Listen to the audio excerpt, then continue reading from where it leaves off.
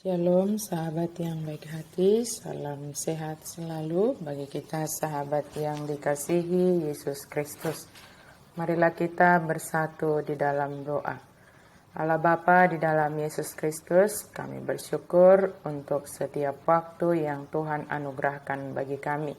Saat ini kami mau merenungkan firman-Mu, buka hati dan pikiran kami untuk dipenuhi oleh firman Tuhan. Amin.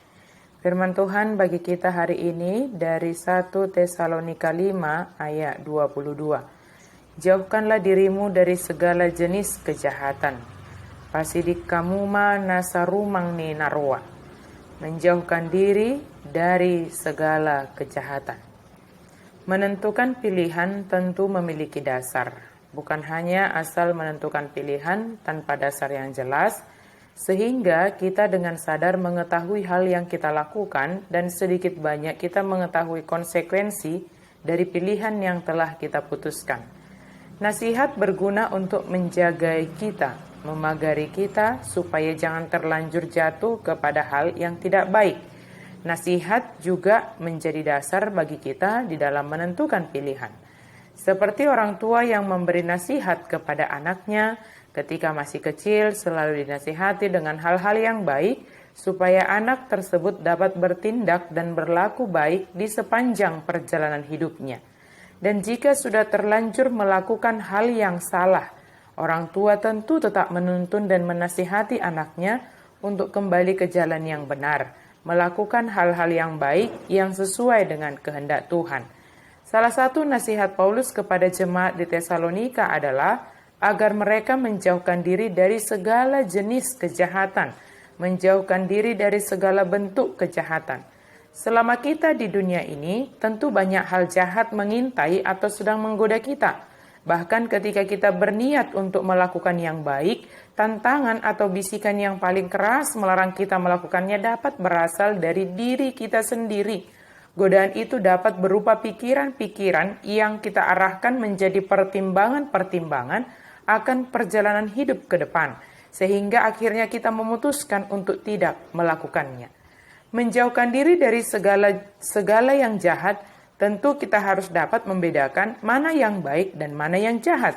Tentu kita harus memiliki dasar dalam membedakan kedua hal tersebut yang jelas sangat berbeda antara satu dengan yang lain. Dan salah satu ciri orang yang dewasa secara iman adalah jika dia mampu membedakan antara yang jahat dan yang baik. Memang pengetahuan kita tidak akan pernah sempurna membedakan antara yang jahat dan yang baik. Roh Kudus yang mengajarkan kepada kita hal-hal yang baik dan hal-hal yang jahat. Setiap hari adalah waktu untuk belajar melalui firman Tuhan, agar kita dapat membedakan mana yang jahat dan mana yang baik. Firman Tuhan senantiasa mengajarkan kepada kita hal yang harus kita lakukan, hal yang harus kita kerjakan setiap hari yang sesuai dengan kehendak Tuhan. Jika kepada kita diajarkan hal yang baik dan yang jahat, tentu yang ingin diminta, yang dikehendaki oleh Allah dengan segera dan senang hati, kita melakukan hal yang baik dalam setiap langkah kita. Kemudian untuk dapat menjauhkan segala bentuk kejahatan dari diri kita, mari kita isi hati dan pikiran kita dengan pikiran-pikiran yang baik. Mari kita isi hati kita dengan hal-hal yang positif, yang akan menolong kita untuk selalu berkata dan bertindak baik untuk diri kita sendiri maupun sesama kita.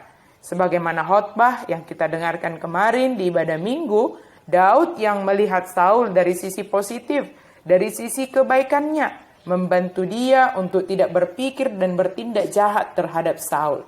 Memang sangat membutuhkan keberanian dalam berpikir dan bertindak demikian. Sahabat yang baik hati, mari kita mengisi hidup kita dengan kebaikan-kebaikan yang berasal dari kasih Kristus melalui firman-Nya, agar kita dimampukan untuk menjauhkan diri dari kejahatan-kejahatan. Semakin kita mendekatkan diri kepada Yesus, semakin kita memiliki komitmen dalam berbuat baik, tentu tantangan dan godaannya akan semakin besar. Tetapi jika kita setia dan memohon kekuatan dari Tuhan Yesus, kita akan dimampukan dan kita akan dimenangkan di dalam kesetiaan kita kepada Yesus Kristus. Iman kita akan memenangkan kita di dalam melakukan perbuatan-perbuatan baik dan menjauhkan segala yang jahat. Amin. Mari kita berdoa. Terima kasih Tuhan untuk firman-Mu. Mampukan kami senantiasa untuk melakukan kebaikan-kebaikan di dalam kehidupan kami. Isi hati dan pikiran kami dengan kebaikan-kebaikan yang berasal daripada Engkau ya Allah, melalui firman-Mu yang setiap hari boleh kami renungkan. Terima kasih Tuhan, di dalam nama Yesus kami berdoa dan bersyukur. Amin.